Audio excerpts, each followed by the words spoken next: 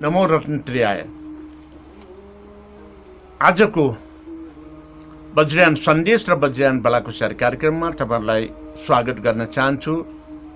कल्याण मित्र र अनुयायी तथा यजमानहरू, हामी हिजोबाट वास्तविक रूपमै वज्रयान बौद्ध धर्मको सन्दर्भमा व्याख्या विश्लेषण अर्थात् वज्रयान सन्देश र वज्रयान बलाकुसारी छलफल गर्न गइरहेका थियौं।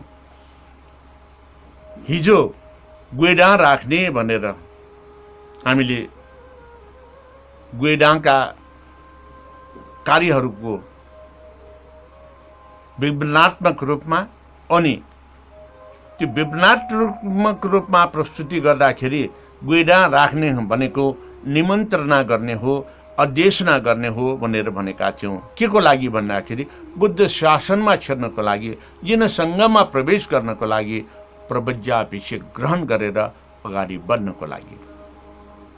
आज म तपाईहरुलाई अब हिजोको प्रारम्भिक निमन्त्रणाकारी हो, तर बुद्ध शासनमा प्रवेश गर्नको निमित्त अबको दिनबाट के हुने गर्दछ भन्दाखेरि पहिलो दिन दोस्रो दिन गरेर यसलाई चरणबद्ध रूपमा बुद्ध शासनभित्र प्रवेश गर्ने ज्ञानहरू प्रदान गरिन्छ। अब यी ज्ञानहरू प्राप्त गर्नको निमित्त ज्ञान प्राप्त गरिसकेपछि कसरी आफ्नो जीवन यापन गर्नुपर्छ भन्ने कुरालाई सिक्न र सिकाउनु पूर्व भौतिक शरीरलाई शुद्धिकरण पहिला गर्नुपर्छ। त्यसपछिको दिनमा अनि चाहिँ चित्त शुद्धि, मानसिक रूपमा शुद्धिकरण गर्नुपर्छ। भौतिक रूपमा शरीर शुद्धिकरण गर्नको निमित्त जसले प्रवज्याभिषेक ग्रहण गराउँछ, जसले प्रवज्याभिषेक ग्रहण गर्छ, ग्रहण गराउने गुरुवर्ग, स्थविर र व्यवस्थापन समूहका व्यक्तिहरू सबैले त्यहाँ चाहिँ सूची नीची अर्थात् यो शुद्धिकरण गर्नुपर्ने हुन्छ,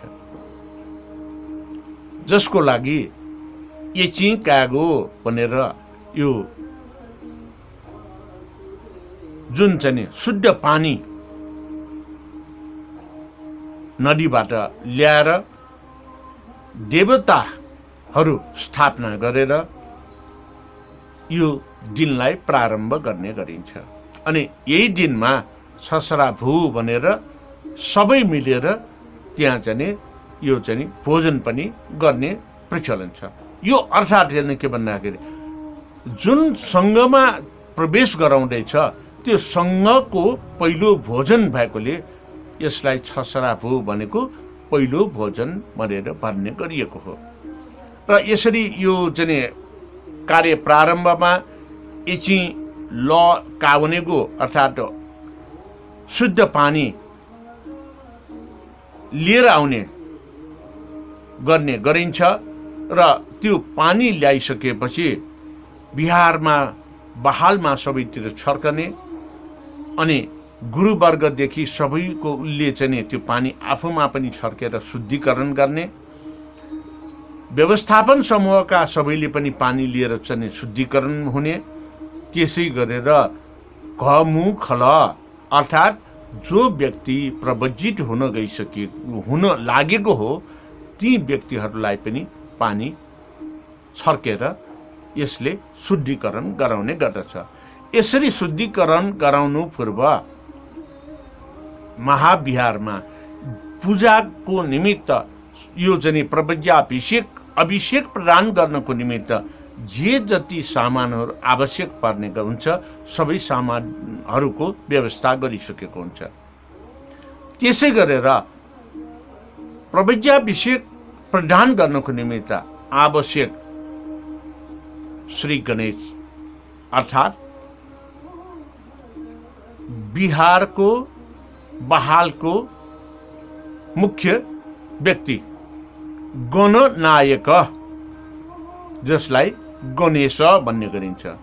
यहाँनिर कन्फ्युज नहुनुहोस् तपाईहरु। गणेश भनेको महादेव पार्वतीको छोरा गणेश होइन। पिच्छुसाङ जिनसङ्घको मुख्य कुलको देउता लाई कुल मुख्य कुलको चाहिँ नि व्यक्तिलाई नै नायक भन्ने गरिन्छ। यसैलाई अर्को भाषामा गणेश भन्ने गरिन्छ। त्यस कारणले यो इछि काउनेगो बेलामा इनाय काउनेगो भनेर पनि जो गणको नायक आफ्नो ठाउँमा अधीनस्थ भएर बुद्ध शासनलाई थिर गरेर बसिराख्नु भएको छ, साधना गरेर प्रतीकको स्वरूपमा ल्याएर आफ्नो महाविहार बहामा स्थापना गर्नेलाई नै इनाय काउनेगो भनेर, जुन चैत्य पूजा गरेर ल्याएर स्थापना गर्नेलाई नै यो गणेश पूजा भनेर भन्ने गरिन्छ, इनाय पूजा भनेर भन्ने गरिन्छ।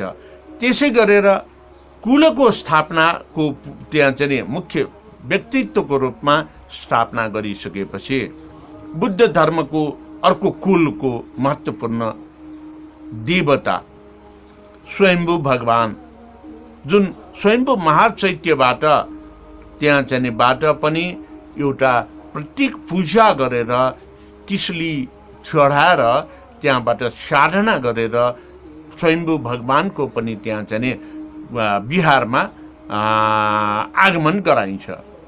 यसरी नै इष्ट देवता जो कुलदेखि नै बौद्ध होइन वा विभिन्न समूहमा रहनु भएको छ, आफ्नो समूहको कुल देवता अनि परिवर्तित स्वरूपमा आइसकेको अवस्थामा यदि कुनै पनि व्यक्तिले अर्को धर्मलाई त्यहाँ पालना गर्न गइरहेको छ भने, गैर बुद्धिस्टबाट बुद्धिस्ट हुन खोजिराखेको छ भने, त्यो बेलामा उनीहरूको निमित्त इष्ट देवताको पनि त्यहाँ स्थापना गरिन्छ। त्यसै गरेर गुहेश्वरी र अन्य देवताहरू पनि स्थापना गर्ने गरिन्छ। र अनि जसको प्रारम्भको पूजा भनेको नै यो एची कागु छसराफुको दिनमा यो देवताहरू जने साधना गरेर महाविहार जहाँ प्रवज्याभिषेक ग्रहण गराउने गरिन्छ त्यो ठाउँमा साधना गरेर राख्नेलाई नै यो चाहिँ पहिलो दिनको रूपमा लिने गरिन्छ, जसमा गुरुवर्गहरू श्रद्धेय सङ्घका नेतृत्वमा रहनुभएका आजु चक्रेश्वर अनि स्थवीरहरू, कमुखल अर्थात् प्रवज्याभिषेक प्राप्त गर्ने व्यक्ति जुन चाहिँ बाल युवाहरू बालकहरू र त्यसका उहाँका चाहिँ परिवारहरूलाई यची ल दिएर शारीरिक रूपमा बाह्य यो चाहिँ रूपमा शुद्धिकरण गरेर त्यस दिनदेखि घर गृहस्थीमा नबसिकन एउटा अब यची ल लिइसकेपछि शुद्ध भएको र शुद्ध हुने हुँदाखेरि अनि अरूसँग चाहिँ सामूहिक रूपमा नबस्ने तर त्यो सँगमै चाहिँ सामूहिक रूपमा बस्नुपर्ने र त्यो दिनदेखि नुन खान नहुने चाहिँ हुन्छ। र अर्को दिनमा दोस्रो दिनमा भनेको दुस्सल क्रिया भनेर भन्ने गरिन्छ, जसलाई दुसो पूजा भनेर भन्ने गरिन्छ। यो दिनमा बिहारमा जहाँ प्रवज्याभिषेक प्रदान गर्ने गरिन्छ त्यहाँ चाहिँ कलशाभिषेक चाहिँ कलश पूजा चाहिँ गर्ने गरिन्छ अनि बलि भाण्ड तयार गरेर बलि पूजा पनि गर्ने गरिन्छ।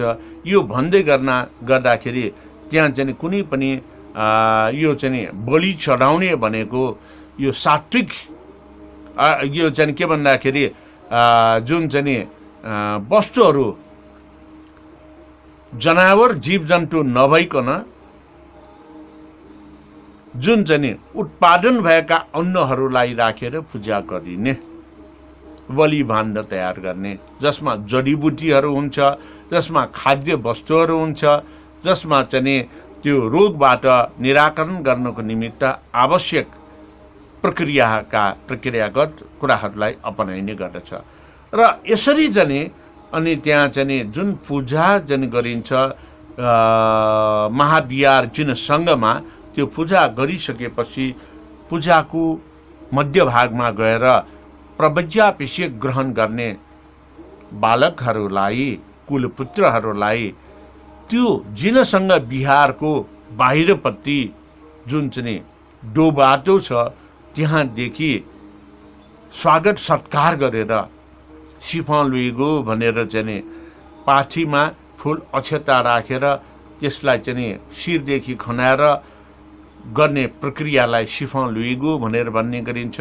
अनि चाहिँ त्यहाँ जलधारा बढारिँदै साँचो चाहिँ समाउन लगाएर ती सबैलाई जहाँ प्रवजित हुने हो त्यो ठाउँमा स्वागत गरेर भित्र्याउने गरिन्छ। यसरी भित्र्याइसकेपछि ती बालक जो प्रवज्याभिषेक ग्रहण गर्न गइरहेको हुन्छ ती बालकहरूले गुरुलाई, जसले तिनीहरूलाई यो प्रवज्याभिषेक प्रदान गर्ने गरिन्छ, ती गुरुवर्गलाई गुरु बुद्ध, गुरु धर्म, गुरु सङ्घ तथैव च गुरु वज्र धरशैव तस्मै श्री गुरुवे नमः, अर्थात् गुरु बुद्धलाई, गुरु धर्मलाई, गुरु सङ्घलाई, सङ्घ बनापछि सङ्घका जुन श्रद्धेय व्यक्तित्वहरू आज चक्रेश्वर स्थविर चाहिँ जुन नेतृत्वमा रहनुभएका गुरुवर्गलाई चाहिँ र त्यहाँको क्वासफाल देवतालाई अध्यक्षना गर्ने गरिन्छ। के भन्दाखेरि मलाई प्रवज्याभिषेक दिनुहोस् भनेर। प्रवज्याभिषेक किन चाहिँ दिने भन्ने सन्दर्भमा म दुःखले चाहिँ ग्रसित भएका, दुखी हुनुभएका सबैको निमित्त हित र उद्धारको मार्गमा म जान चाहन्छु। बुद्धत्वको पदमा म चाहिँ प्राप्त गरेर बुद्ध शासनमा बसेर म अरूको हित र उद्धारमा जान चाहन्छु। त्यसैले कृपया मलाई गुरुवर्गबाट, बुद्धबाट प्रवज्याभिषेक पाउन मैले अनुरोध गर्दछु भनेर अध्यक्षना गर्ने गरिन्छ। जुन अध्यक्षना वाक्य प्रवज्याभिषेक प्राप्त गर्ने बालक कुलपुत्रले यसरी स्तोत्रको रूपमा पाठ गरेर गर्ने प्रचलन छ। अद्देशयाम्यहं नाथन्तो मे शास्ता महाविभो अस्माकं अनुकंपाय पिच्छुभावं ददातु न अनेक गुणयुक्तं त्रैलोक्ये दुर्बलपडं अस्मादर्थ्यनहि नार्थं सर्वेषा दुःखभागिनां इत सुखनि मिता ये बुद्ध पद प्राप्ते। त्रैलोक्य अर्थात् तीनै लोकमा दुर्लभ चाहिँ ज्ञान, बुद्धको ज्ञान प्राप्त गरेर मैले जुन चाहिँ दुःख भोगिरहेका सम्पूर्ण प्राणीहरूको हित र उद्धारमा लाग्नको निमित्त बुद्ध शासनको, बुद्धत्वको, बुद्ध स्वभावको ज्ञान पाउन मलाई प्रवज्याभिषेक दिनुहोस् भनेर अनुरोध गर्ने गर्दछ। हो आदरणीय दर्शकवृन्द र धर्म मित्र एवं यजमानहरू, यसरी जब चाहिँ यो अभिषेकको निमित्त अध्यक्षना गरेपछि त्यहाँ कलशाभिषेक, कलशको जुन कलश पूजा गर्ने गरेको छ त्यो कलश पानीले छर्केर प्रत्येक बालक कुलपुत्रलाई प्रवज्याभिषेकको निमित्त सम्पूर्ण रूपमा तयार गर्ने गरिन्छ। एक दिन अगाडि शुद्ध गरियो, दोस्रो दिनमा यसरी शुद्ध गरेर अनि त्यो जिनसँगमै बसेर बुद्धका ज्ञानहरू, बुद्ध शिक्षाहरू, बुद्धत्व प्राप्त गरेपछि अर्थात् प्रवज्याभिषेक प्राप्त गरिसकेपछि त्यो बालक अर्थात् त्यो कुलपुत्रले भिक्षु शासनमा रहेर अगाडि बढ्नको निमित्त गर्नुपर्ने शील, समाधि र प्रज्ञाका ज्ञानहरू प्रदान गर्ने गर्दछ।